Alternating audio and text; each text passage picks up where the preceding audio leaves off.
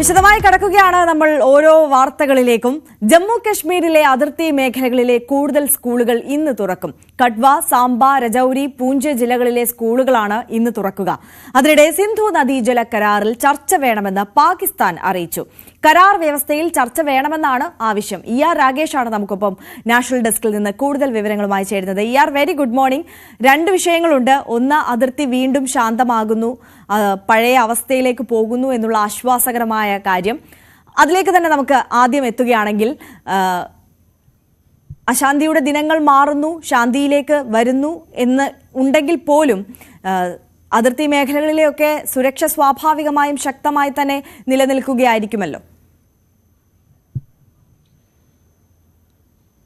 ആര്യ, അതിർത്തി ശാന്തമാണ്. കാരണം വെടിനിർത്തൽ കരാർ നിലവിൽ വന്ന് ഇപ്പോൾ 5 ദിവസം പിന്നിട്ടിരിക്കുന്നു. അതിനുശേഷം ഏതായാലും അക്രമ സംഭവങ്ങളോ അല്ലെങ്കിൽ പ്രകോപനമോ ഒന്നും തന്നെ ഉണ്ടായിട്ടില്ല. അതുകൊണ്ട് തന്നെ കൂടുതൽ സ്കൂളുകൾ ഇപ്പോൾ തുറക്കുകയാണ്. പ്രത്യേകിച്ച് കഴിഞ്ഞ ദിവസം തന്നെ പല വിദ്യാഭ്യാസ സ്ഥാപനങ്ങളും തുറന്നിരുന്നു. ഇന്ന് കൂടുതൽ ഇടങ്ങളിൽ പ്രവർത്തനം ആരംഭിക്കുകയാണ്. പ്രത്യേകിച്ച് സാംബ, അത് അന്താരാഷ്ട്ര അതിർത്തിയോട് ചേർന്ന് കിടക്കുന്ന ജില്ലയാണ്, പ്രദേശമാണ്.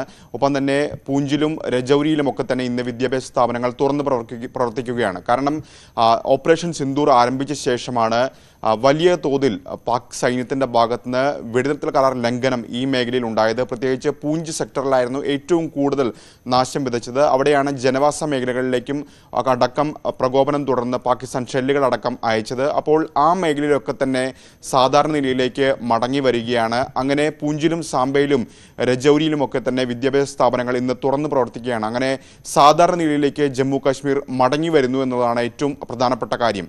മറ്റൊന്ന്, വൈഷ്ണോദേവി തീർത്ഥാടനവുമായി ബന്ധപ്പെട്ടാണ്. വൈഷ്ണോദേവി തീർത്ഥാടനവും ഈ ഓപ്പറേഷൻ സിന്ദൂർ ആരംഭിച്ച ശേഷം തീർത്ഥാടകരുടെ എണ്ണത്തിലടക്കം വലിയ കുറവുണ്ടായിരുന്നു. പക്ഷേ കഴിഞ്ഞ ദിവസത്തേക്ക് കണക്കുകൾ പരിശോധിക്കുമ്പോൾ തീർത്ഥാടകരുടെ എണ്ണത്തിലും വലിയ വർധനവുണ്ടായിട്ടുണ്ട്. പ്രത്യേകിച്ച് ഏതാണ്ട് 4000-ലധികം പേർ കഴിഞ്ഞ 24 മണിക്കൂറിനകം രജിസ്റ്റർ ചെയ്തു എന്നാണ് സർക്കാർ വൃത്തങ്ങൾ തന്നെ വ്യക്തമാക്കുന്നത്. അങ്ങനെ വലിയ തോതിൽ തീർത്ഥാടകരും ഇപ്പോൾ ജമ്മുവിലേക്ക് എത്തിക്കൊണ്ടിരിക്കുകയാണ്, വൈഷ്ണോദേവിയിലേക്ക് എത്തിക്കൊണ്ടിരിക്കുകയാണ്. പ്രത്യേകിച്ച് റിയാസി ജില്ലയിലാണ് വൈഷ്ണോദേവി ഉൾപ്പെടുന്ന പ്രദേശങ്ങളുള്ളത്. കട്ര നഗരം കേന്ദ്രീകരിച്ചുകൊണ്ടാണ് ഈ യാത്ര അടക്കം നടക്കുന്നത്. അപ്പോൾ സ്വാഭാവികമായും വലിയ തോതിൽ തീർത്ഥാടകരടക്കം ജമ്മു കാശ്മീരിലേക്ക് എത്തുന്നു എന്നത് ഏറെ പ്രധാനപ്പെട്ട കാര്യമാണ്. മാത്രവുമല്ല, ഓപ്പറേഷൻ സിന്ദൂർ ആരംഭിച്ച ശേഷം ചോപ്പർ സർവീസുകൾ അവിടെ നിർത്തിവെച്ചിരുന്നു. അതും കഴിഞ്ഞ ദിവസം പുനരാരംഭിക്കുകയും ചെയ്തിട്ടുണ്ട്. അങ്ങനെ എല്ലാ മേഖലകളിലും സമാനമായ രീതിയിൽ സാധാരണ നിലയിലേക്ക് മടങ്ങിയെത്തുന്നു. അത് ജമ്മു കാശ്മീരിൻ്റെ കാര്യത്തിൽ മാത്രമല്ല, പാക് പട്ടാളത്തിൻ്റെ ഭാഗത്തുനിന്ന്, പാകിസ്ഥാൻ്റെ ഭാഗത്തുനിന്ന് പടിഞ്ഞാറൻ മേഖലയിലടക്കം തന്നെ വലിയ പ്രകോപനം ഈ കാലഘട്ടങ്ങളിൽ ഉണ്ടായിരുന്നു. പ്രത്യേകിച്ച്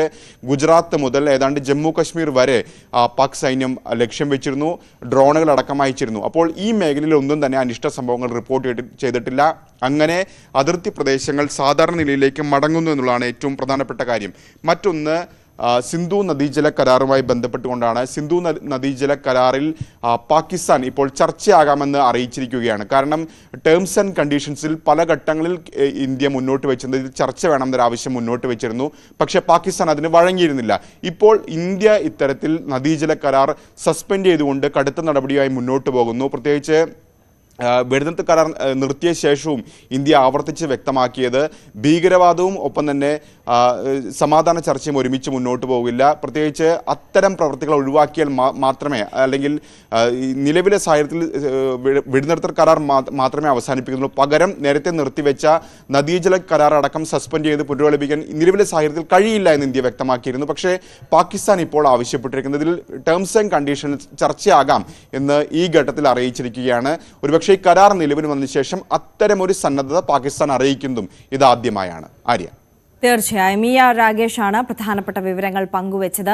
ഒന്ന്, അതിർത്തി പ്രദേശങ്ങളെല്ലാം സാധാരണഗതിയിലേക്ക് വെടിനിർത്തൽ ധാരണ വന്നതിന് ശേഷം 5ാം ദിവസമാണ്.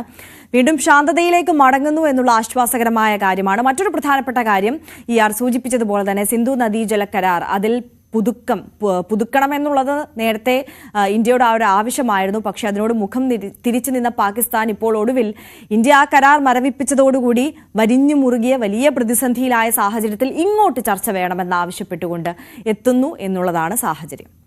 അതേസമയം ഓപ്പറേഷൻ സിന്ദൂറിനെ BJP രാഷ്ട്രീയവൽക്കരിക്കുകയാണെന്ന് കോൺഗ്രസ്.